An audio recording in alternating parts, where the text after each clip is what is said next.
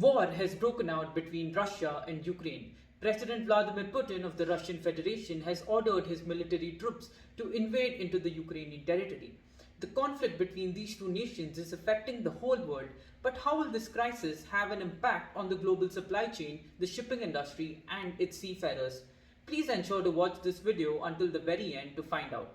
Firstly, how will the Russia-Ukraine war affect the global supply chain? World trade and supply chain are already going through a rough patch owing to the COVID-19 pandemic. The markets are still in that recovering phase, and this war will only aggravate or delay that recovery process. Both Ukraine and Russia are major exporters of corn and wheat, thereby making them one of the largest food suppliers in the world.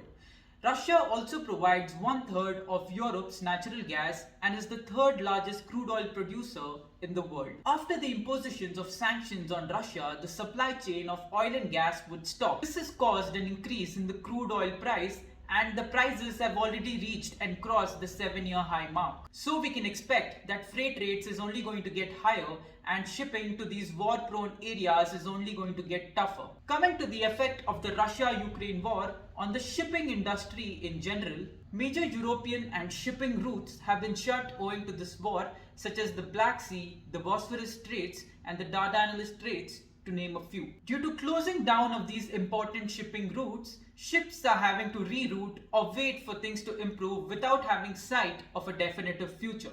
Ship insurers are refusing to cover vessels sailing into the Black Sea or war-affected areas, or are charging high premiums to do so. Merchant Navy ships are being caught in the crossfire between the fight of these two nations. Many ships have faced the brunt of being attacked in these waters. Missiles have hit various ships, and these ships have been nothing but collateral damage in this war. This sort of a situation puts ships and their respective shipping companies in tough spots as to how to deal with such a crisis. Lastly, coming to the impact of this war on seafarers, who are the core of the shipping industry. Major shipping ports and terminals around the world have banned Russian seafarers and ships from entering their ports. Innocent Russian seafarers on board ships are facing discrimination. Ships and ports are refusing to allow them. It is evident from the news that the majority of the Russian population does not want this war, but it is a fact that the nation and its citizens suffer the most. Our hearts go out to the Ukrainian seafarers.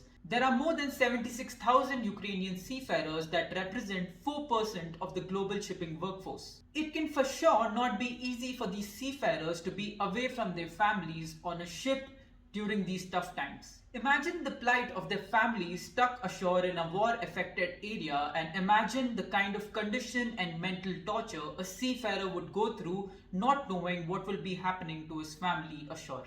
All we can do is pray for them and their safety. Many ships and seafarers of different nationalities are stuck in these Ukrainian ports, unaware of the situation outside. Fear is the common word that is spread across all these seafarers.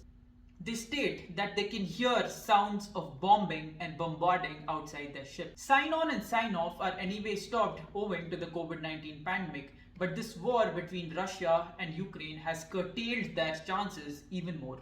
The mental health of seafarers has already taken a toll due to various factors such as COVID-19, recession in the industry, lack of jobs, etc. And this war has given them one more thing to worry about. What do you think should be done to support the shipping industry and seafarers in this time of need? Do you think it is right for ships to be collateral damage in a war between two nations? One thing we can do now is pray and lend our support to people who are stuck in these war-affected areas. All we can do is hope that this gets over soon and we collectively move towards world peace.